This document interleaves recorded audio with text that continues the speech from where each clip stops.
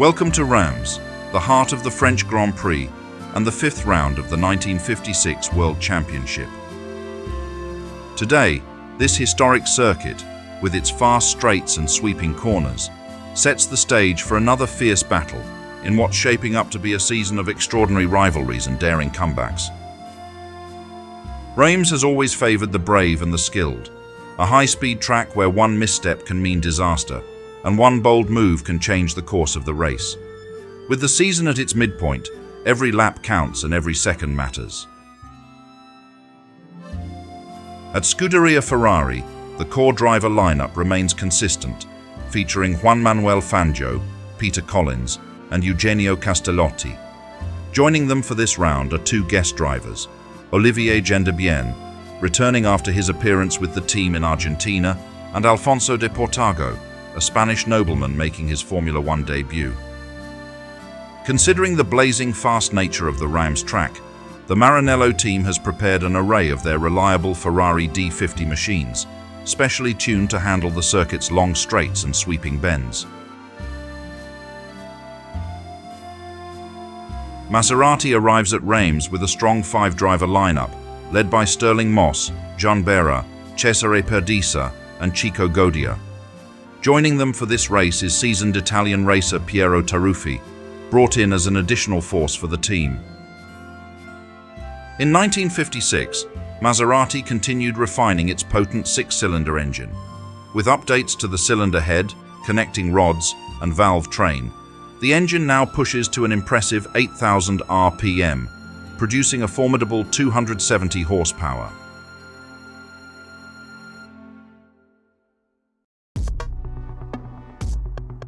In 1956, a legendary name returned to the Grand Prix grid. Bugatti, a brand steeped in racing history, known for its luxurious, powerful machines, had been absent from Formula One since the mid-1930s.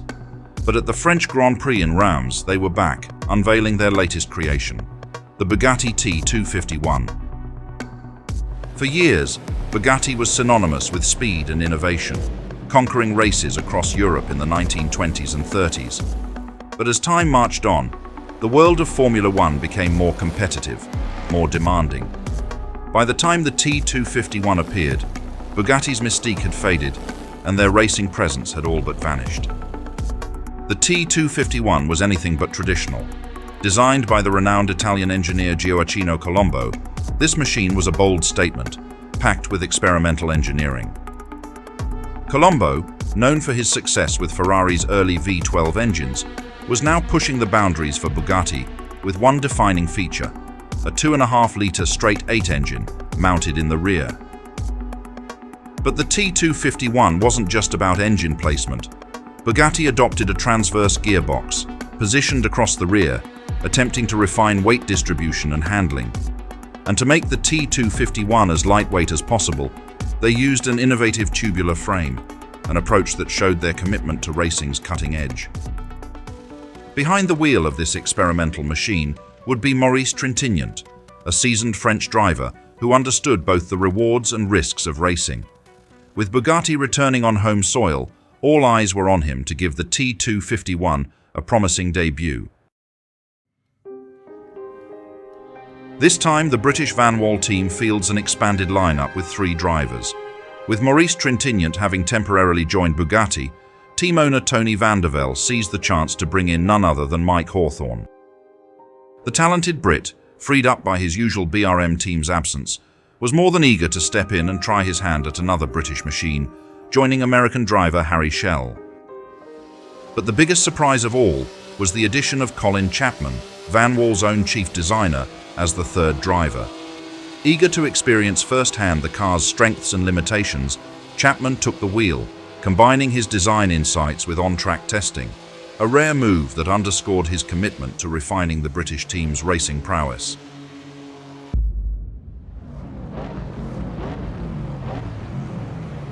Mesdames et messieurs, bienvenue au Grand Prix de France 1956. Nous sommes ici sur le légendaire circuit de Reims, où vitesse et stratégie s'affrontent sur ces longues lignes droites et virages rapides. Il fait chaud, le soleil brille et l'atmosphère est électrique alors que les pilotes se préparent pour une course qui s'annonce intense.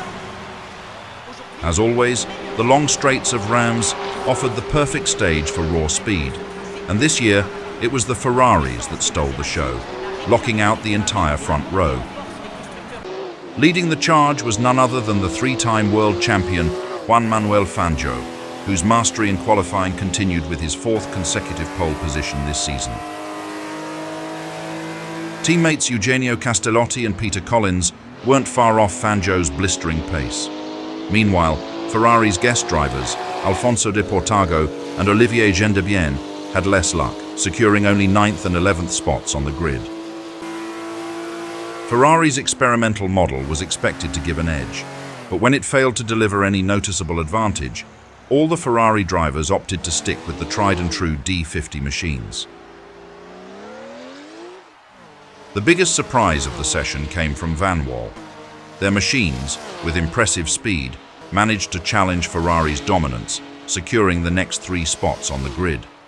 American driver Harry Schell was particularly impressive, clinching 4th place and finishing just under 3 seconds behind Fangio. Unfortunately for Chapman himself, things didn't go as smoothly. A brake lockup caused him to veer off course, and then crashing into a concrete pylon. Although Chapman walked away unscathed, his car suffered extensive damage, effectively ending his hopes of competing in the race. Aujourd'hui, nous assistons à un moment historique avec le grand retour de Bugatti en Formule 1. La légendaire marque française dévoile sa toute nouvelle machine, la Bugatti T251, pilotée par notre héros national, Maurice Trintignant.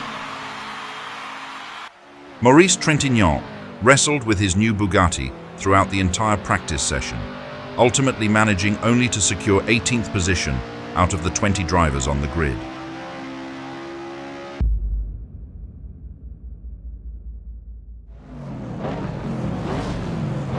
It's moments before the start of the French Grand Prix here at Reims. The sky is a blanket of grey, casting an ominous shadow over the grid, as if hinting at the drama to come. The drivers, lined up in their machines, are a blend of nerves and fierce concentration, awaiting the start signal. Today's race will push the drivers and their machines to the limit, with 61 laps of the Reims circuit ahead of them, covering a grueling total distance of 506 kilometers. Mesdames et messieurs, la scène est prête. Les moteurs rugissent. Le 42e Grand Prix de France démarre dans 3, 2, 1, départ! As the flag drops, Fangio's start is less than ideal, a pattern we've seen from him this season.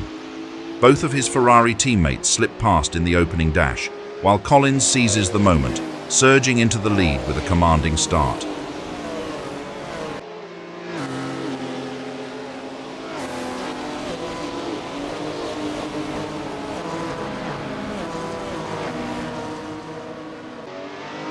On the very next lap, Castellotti goes on the offensive, making a daring move to overtake Collins and claim the lead.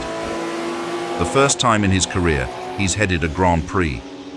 Collins barely has a moment to recover before Fangio slips past as well, sending the Englishman down to 3rd in the blink of an eye.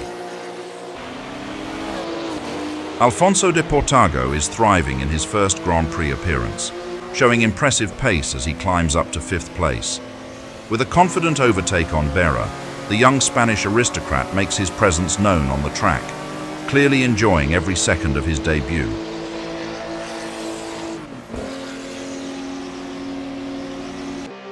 By lap 5, Fangio decides it's time to make his move.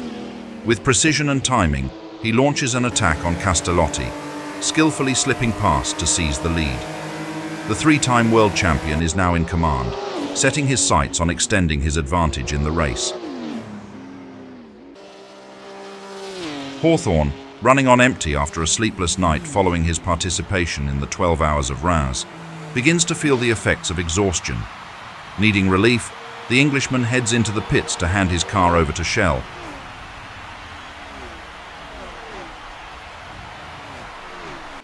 Moss's race has gone from bad to worse.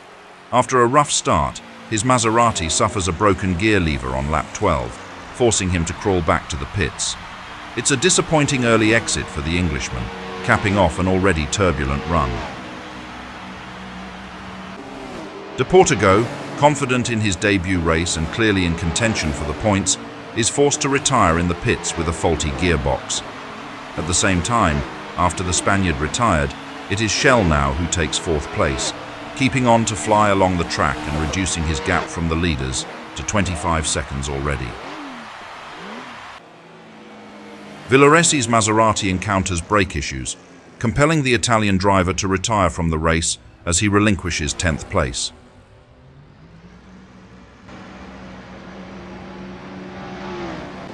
On lap 31, Harry Schell executes a daring maneuver that leaves spectators in awe. With a calculated burst of speed, the American driver slips past both Ferraris in one swift motion, reclaiming his place among the leaders. This impressive move propels Schell into second place, demonstrating not only his skill, but also the competitive spirit of his Vanwall. As he charges forward, it's clear that he's a formidable presence in this race, ready to challenge for the lead. Schell's audacious move ignites an intense battle on the track, as the Vanwall and the two furious Ferraris engage in a thrilling contest of overtaking and defending. The cars dance around each other, exchanging positions in a relentless pursuit. This exhilarating spectacle captivates the audience, showcasing a level of competition that would impress even by the standards of the 1950s. As the crowd erupts in excitement, they witness this breathtaking duel unfold, feeling the adrenaline pulse through the air as each driver pushes their machines to the limit in search of victory. However, on lap 38, Schell's Vanwall encounters trouble as fuel supply issues begin to plague his race. Realizing something is amiss, the American driver is forced to head into the pits for a thorough inspection. There, the mechanics quickly identify the culprit, a malfunctioning fuel pump. The repair drags on for a frustrating 5 minutes, each second feeling like an eternity as hopes of a strong finish fade.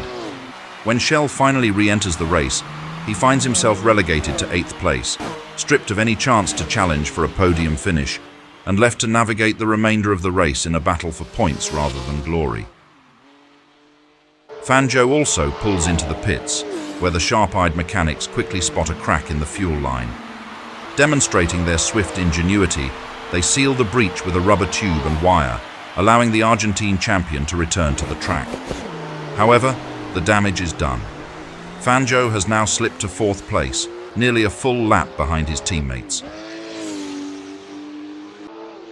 With the recent developments, Eugenio Castellotti emerges as the new leader of the race, but hot on his heels is Peter Collins. Eugenio Castellotti's prior experience with Lancia played a crucial role in Ferrari's approach to the 1956 season, particularly because Scuderia Ferrari had taken over the Lancia D50 project after Lancia's withdrawal from Formula One in mid-1955. As the only Ferrari driver who had previously raced the Lancia D50, Castellotti became an invaluable asset in integrating the car into Ferrari's operations. His familiarity with the machine gave him an edge in understanding its handling characteristics, strengths, and weaknesses that Ferrari engineers could use to fine-tune the car to their own philosophy. Additionally, with Juan Manuel Fangio joining Ferrari for 1956, Castellotti's knowledge of the car became even more critical, as he was the only driver in the team with prior seat time in the D50. This likely made him an important reference point during pre-season testing and early development work. His feedback would have helped Ferrari modify the D50 to suit their needs, resulting in a more refined and competitive car under Ferrari's management. Ultimately, while Castellotti had the potential to capitalize on this advantage, internal team dynamics and the presence of Fangio as Ferrari's clear #1 driver limited his chances of fully asserting himself. However, his role in adapting the Lancia project to Ferrari's setup was undeniably significant. After patiently trailing Castellotti for several laps, Collins decides it's time to make his move. He launches an attack, overtaking the Italian and seizing the lead in the race.